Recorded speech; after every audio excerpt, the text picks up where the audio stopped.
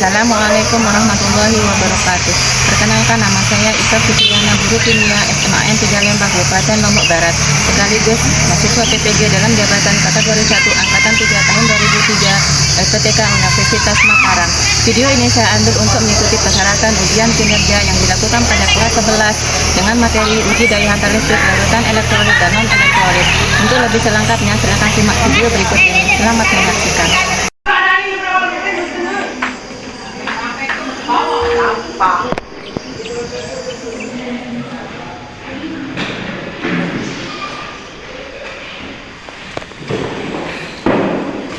Assalamualaikum warahmatullahi wabarakatuh.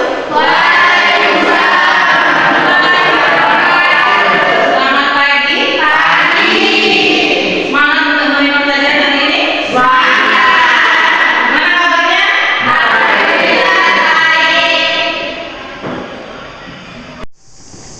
Dita, sudah masuk. Ian, Laila Permanasari, Hamdi, Nia, Nurul Bayati, Nida Ulhuda, Septi, Sinasari, Yulia Kartika, Zahir. Oke. Sebelum memulai pelajaran, tujuan pembelajaran kita hari ini adalah untuk menganalisis atau untuk membuktikan uji daya hantar listrik larutan elektrolit dan non elektrolit. Nah, sebelum kita masuk ke pembelajaran hari ini, Ibu akan menanyakan dulu pembelajaran sebelumnya. Apa yang kalian ketahui atau ada yang masih ingat tentang larutan? Ada yang bisa? Oke, ya. Larutan itu adalah campuran homogen antara dua zat atau lebih yang sudah tidak bisa dibedakan. Oke, itu larutan ya. Kemudian selanjutnya kita akan coba perhatikan gambar berikut ini.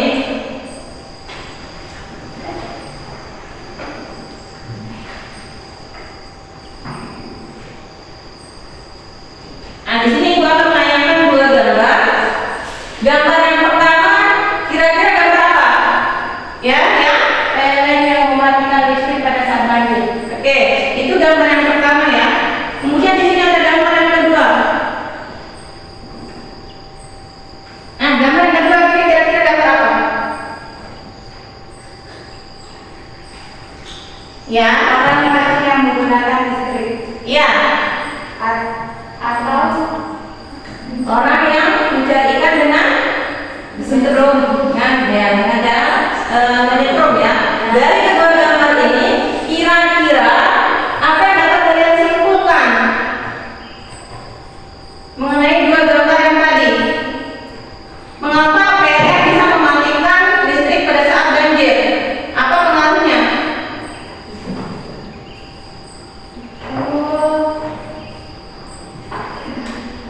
Atau gambar yang kedua, bahaya nggak orang ini menggunakan setrum untuk mencari ikan? Bisa bahaya nggak? bisa Ya, bisa untuk bahaya untuk keselamatannya ya. Nah, sekarang dari dua gambar yang ini, apakah air ini bisa menghantarkan listrik? Bisa. Nah, sedangkan untuk larutan yang lain apakah bisa menghantarkan juga? Untuk membuktikannya, sekarang kita buktikan dengan uji daya hantar listrik yang sudah ada di depan kalian. Ada alat tambahannya. Sini sebelumnya Ibu akan bagikan KPD-nya.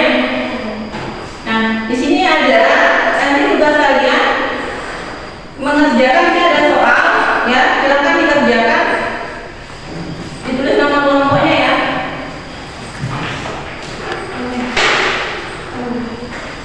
Silakan ditulis. Di sana ada cara kerjanya. Kemudian ada soalnya. Silakan dikerjakan.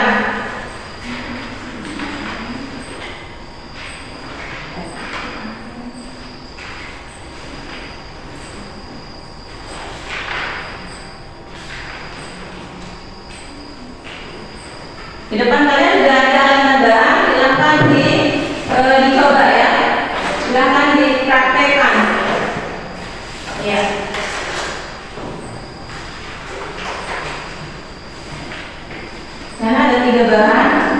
ada sutra, ada garam dan gula.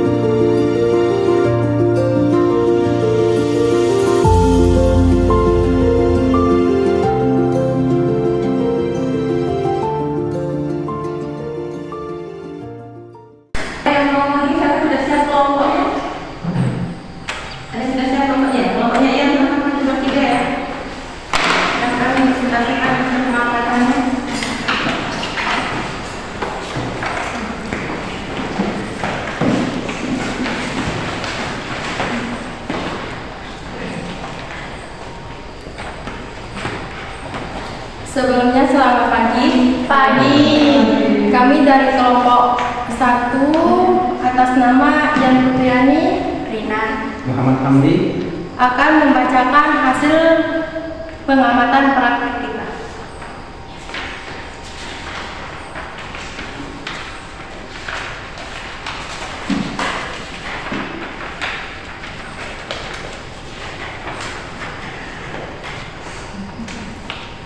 Di sini ada 4 pertanyaan. Jadi pertanyaan yang pertama adalah, pada percobaan yang dilakukan, larutan apa saja yang dapat memberikan nyala lampu? Jadi dari praktik kita, yang lampu yang menyala adalah dari air garam dan larutan cuka. Pertanyaan yang kedua adalah, mengapa masing-masing larutan yang telah diuji dapat mengantarkan arus listrik dan ada yang tidak dapat mengantarkan arus listrik? Jadi, larutan yang dapat menghantarkan arus listrik karena di dalamnya mengandung partikel yang bermuatan kation dan anion. Sedangkan larutan yang tidak dapat menghantarkan arus listrik karena larutan ini terdiri dari campuran homogen antara senyawa kovalen polar dengan air.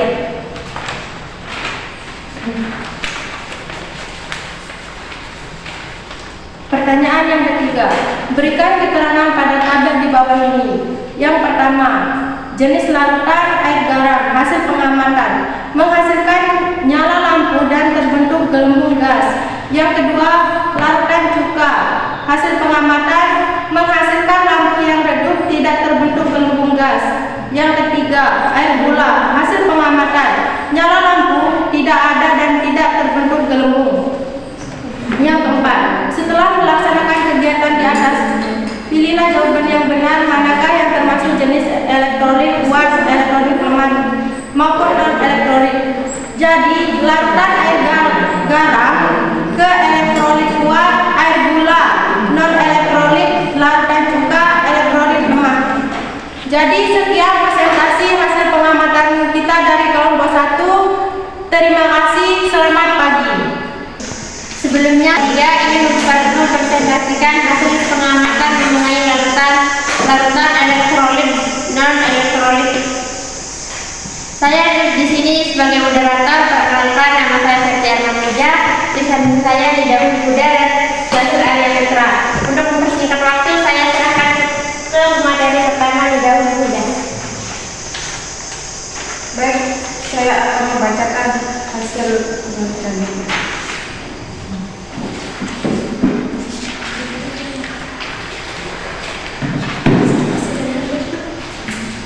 Hasil penelitian kami pada percobaan yang dilakukan larutan apa saja yang dapat memberikan nyala lampu. Air garam dan larutan cuka. 2.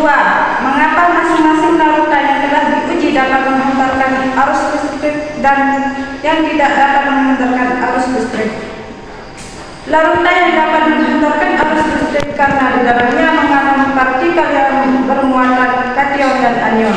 Sedangkan larutan yang tidak dapat menghantarkan arus listrik karena larutan ini terdiri dari campuran homogen antara senyawa kovalen dan polar dengan air.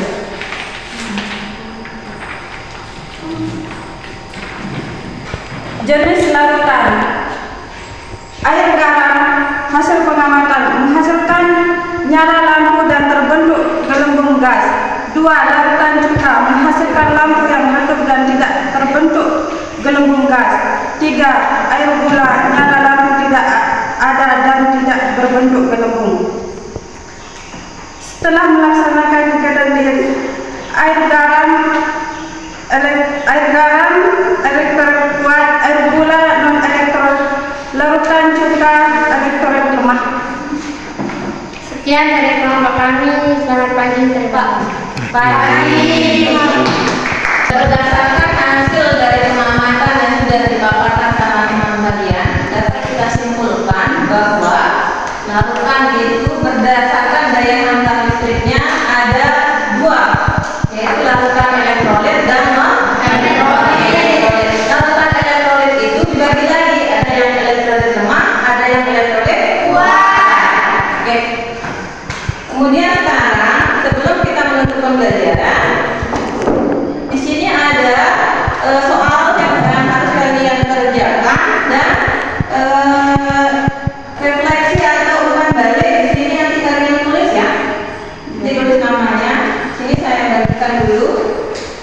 masing-masing. Iya, masing-masing ya.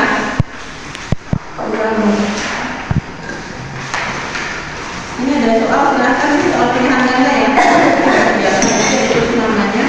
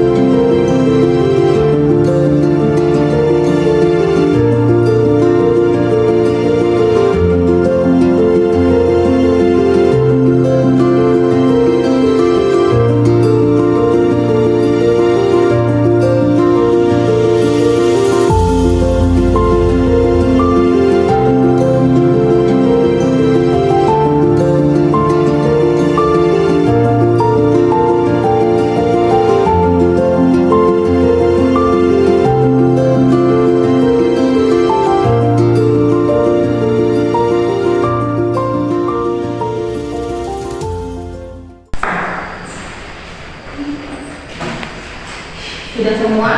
Sekarang kita untuk pelajaran. Untuk minggu depan kita lanjut materi berikutnya tentang keseimbangan kimia. Ya. Nah sekarang silakan